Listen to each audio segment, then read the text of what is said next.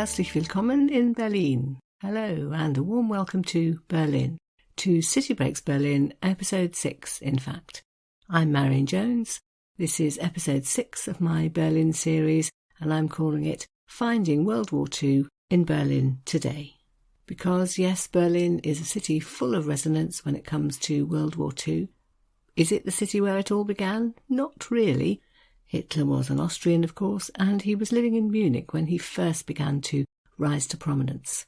It certainly is true, though, that Berlin became his capital and was the city terribly affected by World War II, almost ruined, in fact. It is the city which has done much ever since to recognise what happened, a city where you can find out all sorts of things about World War II by visiting places there today if you know where to look. And that's the focus of this episode, really. The places where you can find out more. So they would be museums, for example, the Deutsches Historisches Museum, the German History Museum, a documentation centre specifically about World War II called Topography of Terror. Then there are the places dotted across the city, Bebelplatz, where the book burning took place. The Olympic Stadium featured quite heavily in Hitler's story. Hitler's bunker, or more accurately, the site of Hitler's bunker. The Germans very much didn't want it to be a place that people would go to visit, fearing it might attract all the wrong sort of people, but the site is nevertheless marked. And then somewhere that a lot of people won't know about, but which I think is absolutely vital in telling the whole story, and that's somewhere called the Gedenkstätte Deutscher Widerstand, so the memorial of German resistance, absolutely chock full of the stories of the people who did try to stand up to Hitler and to stop him. I'm going to finish this episode in 1945, leaving Berlin in ruins, because you really can't tell the whole story in half an hour. So there are going to be, in fact, 3 more episodes to come, all related to the war. The next one will be called Holocaust and Remembrance. That story certainly deserves its own episode. And then moving into the just post-war period, an episode on the Berlin Wall, and finally one on finding East Germany, the DDR, in Berlin today. But first, before I begin my tour of the half-dozen places you can visit, I think a little history is called for to put things into context. Actually, that is a moment to mention the first place, the Deutsches Historisches Museum, the German History Museum, on Unter den Linden, which covers, in fact, the years 500 to the 1990s. It's currently closed. I don't know if it's going to go a bit further when it reopens, and in which one of the display rooms towards the end certainly covers the story from 1918 to 1945. And looking round that, you become immediately aware that yes, it is a good idea to start as far back as 1918 because of that thing called the Versailles Treaty, which left Germany with such harsh conditions that it had massive repercussions later on, when Germans felt that they'd been so badly treated that they really couldn't live with it. The Versailles Treaty then meant that Germany lost a lot of territory. Alsace-Lorraine disappeared to France, Silesia to Poland, and occupying troops in the Saarland for, I think it was 15 years after the end of the war. Germany lost all her colonies, the army was slashed to very small numbers, and the War Guilt Clause, as it was called, meant that Germany was going to pay crippling annual sums of money year after year to make up for the war and the damage it had caused. Complete turbulence just after 1918, very much a suffering population, malnutrition, lots of war widows, lots of disabled veterans, a Kaiser who'd abdicated and a completely new political system, and through the 1920s, rising unemployment and devastating inflation. You might have seen some of those photographs of Germans in the 1920s pushing wheelbarrows of money around in order to buy a loaf of bread. The New York Stock Exchange crash in 1929 led to even more economic devastation, social problems worsened, and slowly then began the rise of the political party which said it was going to do something about all of this and put Germany back where it belonged, the NSDAP, the NS standing for Nationalsozialistisch, National Socialist, and the party name quickly shortened then to the Nazis. By 1933, Hitler was the Reichskanzler, talking up his ideas for a new kingdom that would be called Germania and would last 1,000 years. spreading his ideas on anti-Semitism, and so began a period when sinister events began to become more and more common. The book burning in Babelplatz, for example, which I talked about in a previous episode.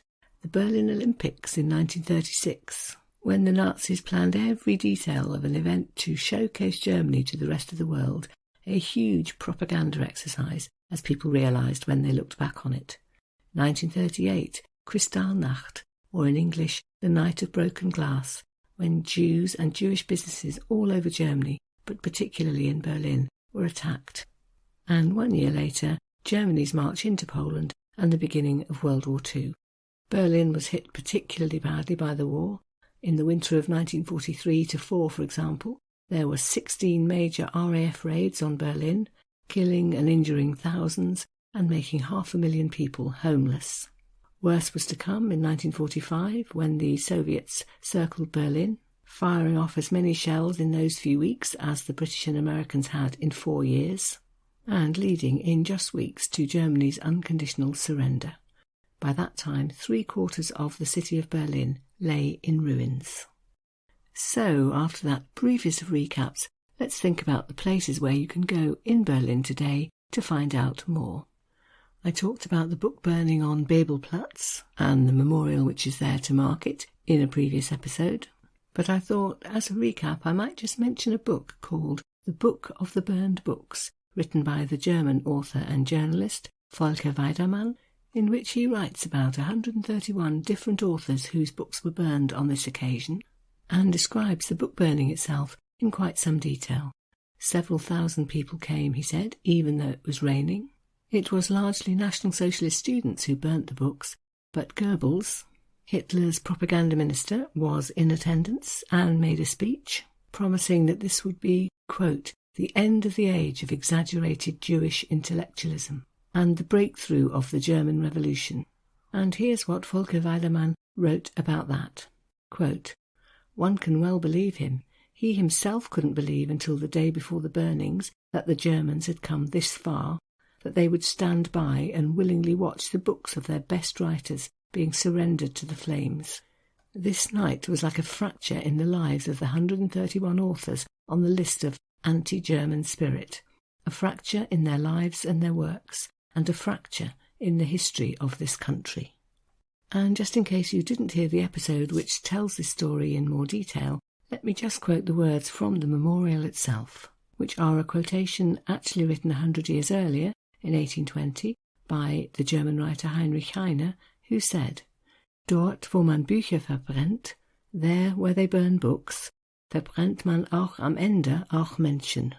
You will end up finally also burning people. Written then 120 years before the Holocaust, but giving absolute clarity about why this was so important.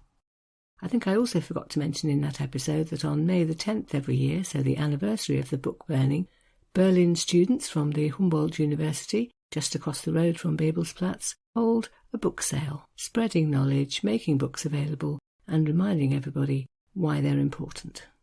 So yes, do definitely pause in Babelplatz.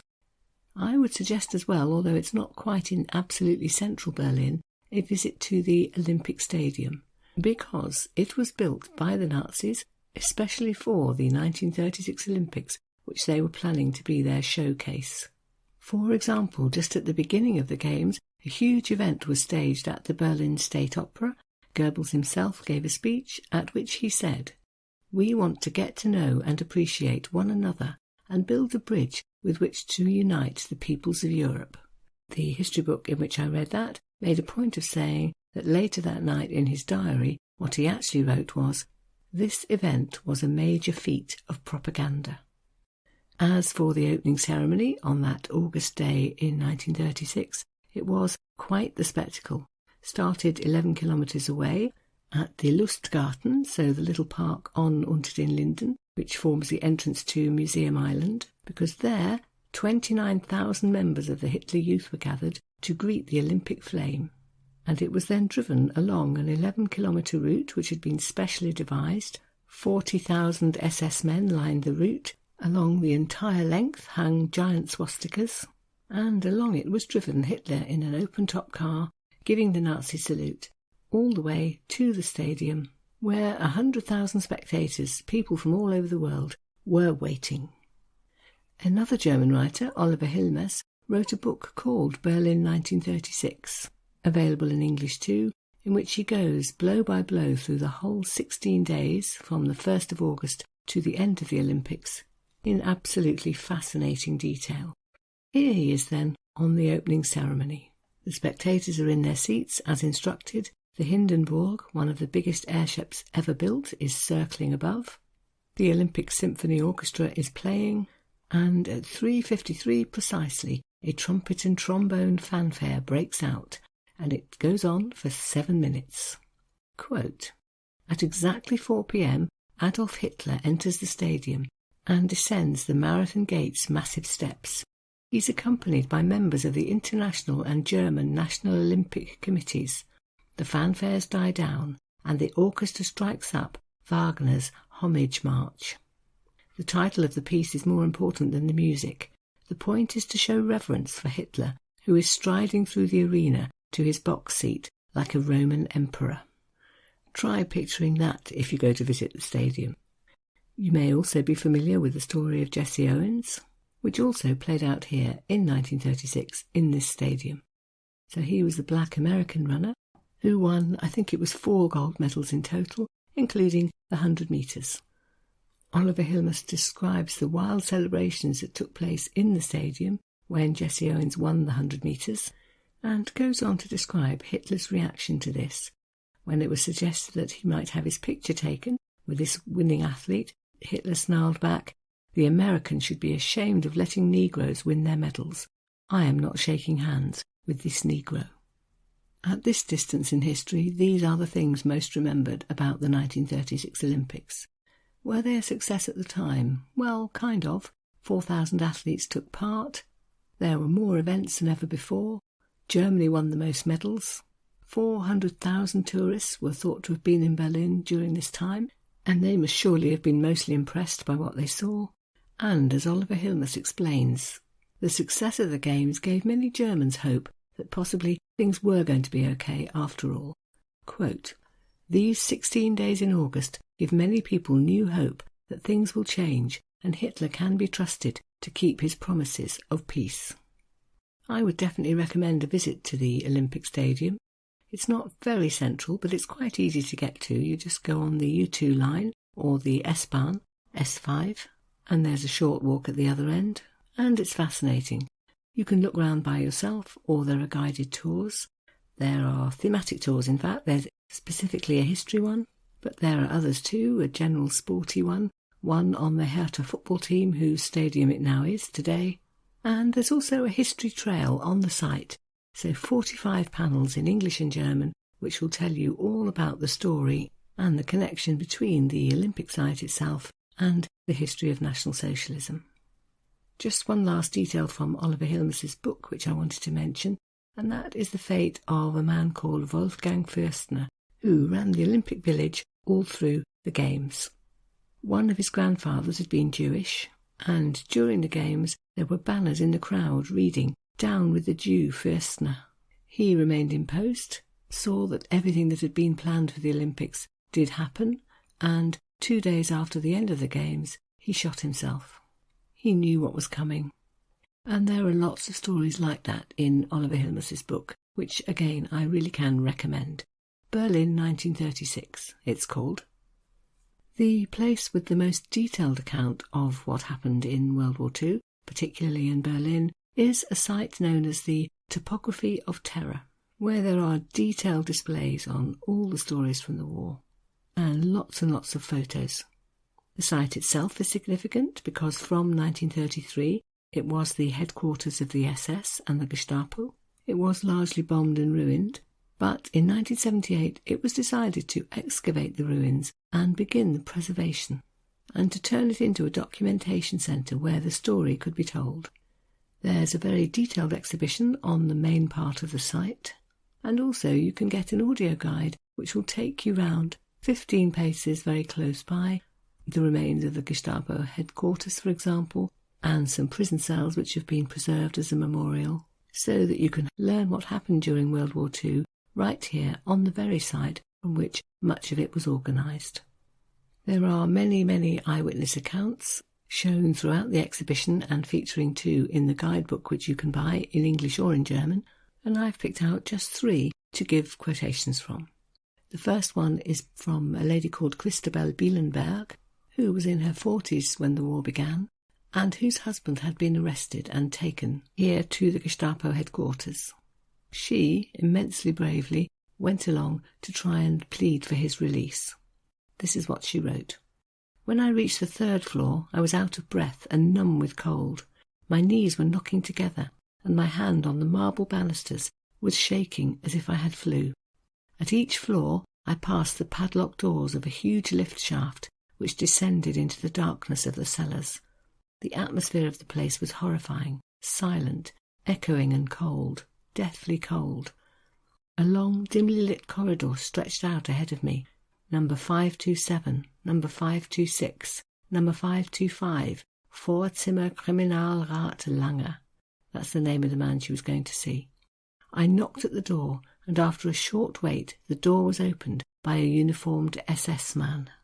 And here from the testimony of Josef Müller, who'd been arrested in 1943 because he was thought to have connections to the group which tried to assassinate Hitler, is a description of what it was like to sit in a cell listening to the screams of others being tortured in surrounding rooms. His hands were manacled together the entire time, during meals, during interrogations, all night. And this is how he described the atmosphere. Quote, "That constant sensation of being hungry, being shackled day and night, the light that was deliberately focused to shine directly into the prisoner's face during the night, all this created constant pressure, which was exacerbated by the interrogations that lasted for hours, and by the fear of direct physical abuse." And finally, from a report written by a journalist, Ursula von Kardorf, who went with a photographer to see the Gestapo prison in 1948. She describes entering the building, which had barred windows, and looking into some of the cells, 1 metre wide, 3 metres long, and relates what she saw. Quote, "Everything had been cleared out, except the hooks for the folding beds.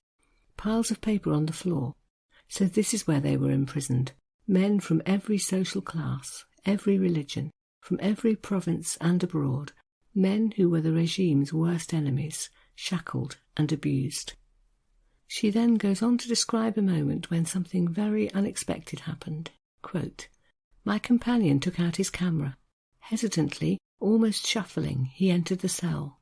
'Look, it's still here,' scribbled in tiny penciled letters, which was forbidden. 'It's still here. Take courage.' I wrote that," he said, overcome with emotion. The camera shook in his hands.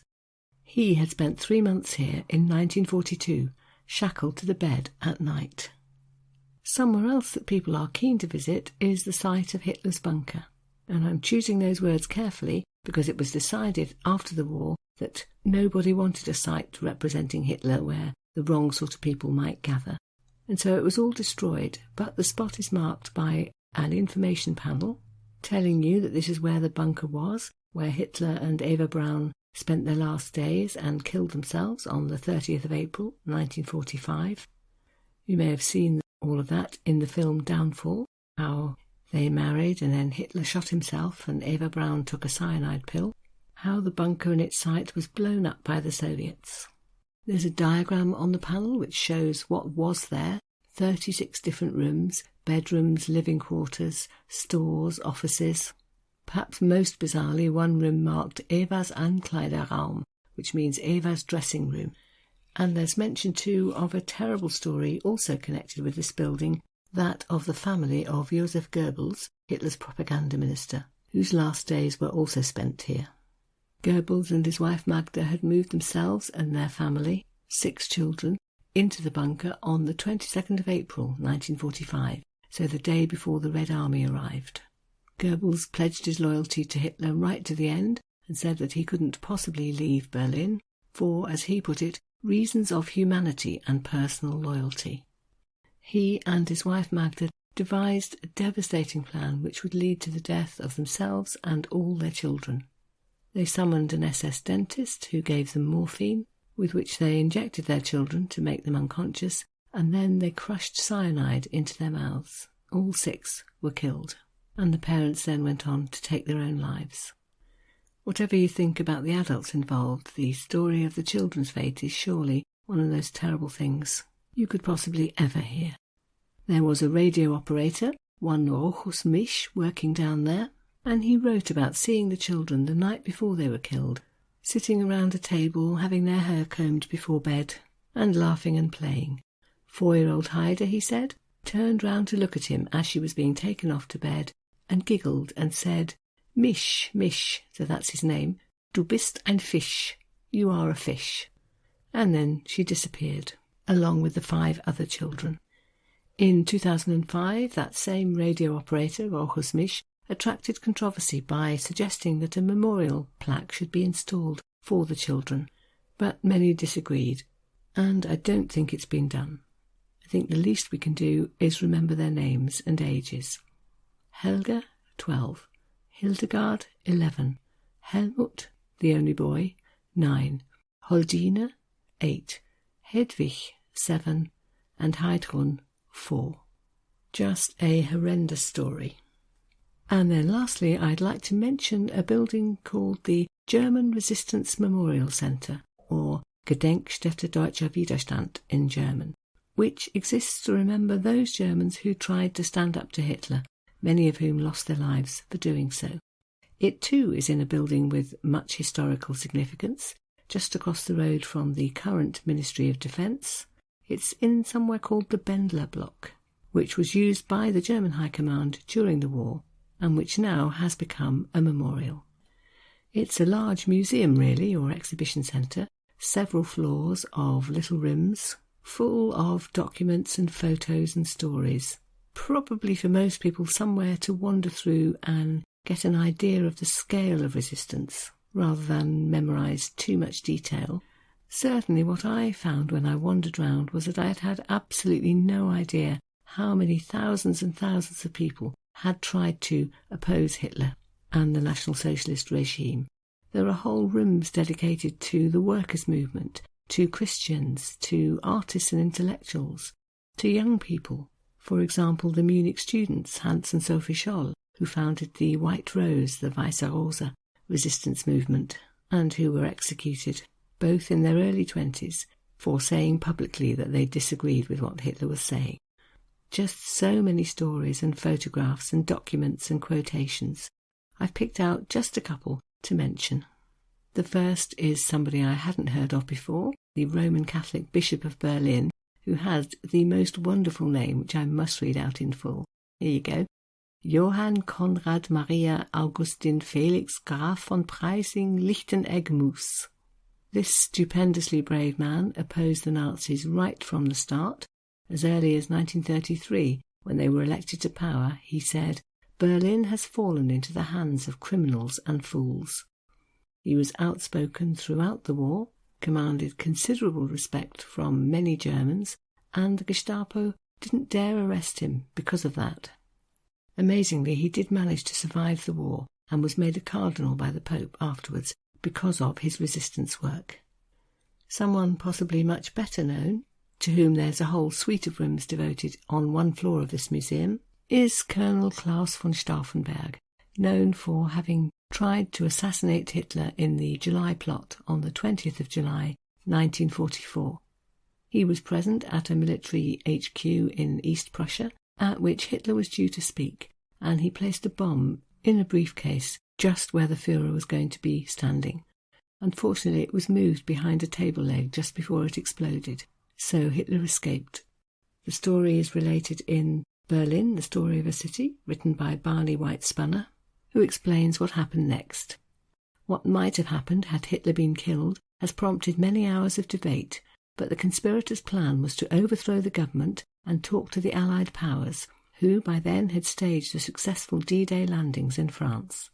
Instead, Stauffenberg and his immediate accomplices were rounded up and shot that evening in the Bendler Block courtyard. Inside the museum you can see the room which was von Stauffenberg's office, the place from which he planned this attack. There's a large display of the facts of the story, and outside in the courtyard there is a plaque to mark the spot where he and his fellow conspirators were executed. It gives the date, the 20th of July 1944.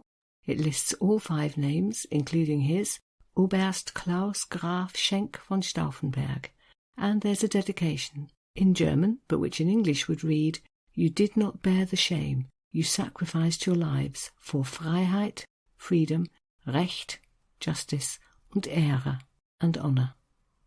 So then, in their different ways, all those places which I've listed will help you piece together the story of World War II in Berlin, in many cases exactly on the spot where these momentous events happened. But there's so much more to say about World War II and Berlin, 3 episodes worth, in fact, because I'm planning in the next episode to talk about the Holocaust and remembrance. Berlin is a city where it's held very important to remember all those things. And there are a number of different places in the city where you can do that, so I'm going to go through them and tell their story. After that, there'll be an episode on the Berlin Wall, the immediate aftermath for the city of Berlin of all of this. And finally, 4th in the sequence, the story of East Germany and East Berlin, and where in the city today you can go to find out more about that, by which time, hopefully, we will have told the story properly. So I hope you look forward to joining me for some or hopefully all of those things. Please don't forget that there are 9 other cities in the City Breaks series, all taking the same approach, so places to visit with the history and stories behind them told, so that hopefully when you get there you feel more fully informed, or perhaps even if you're not going and are just interested from a historical point of view, there will still be something for you in those series. There's London and Paris, there's Florence, Munich, Seville, Toulouse, St. Petersburg, Bath and Edinburgh.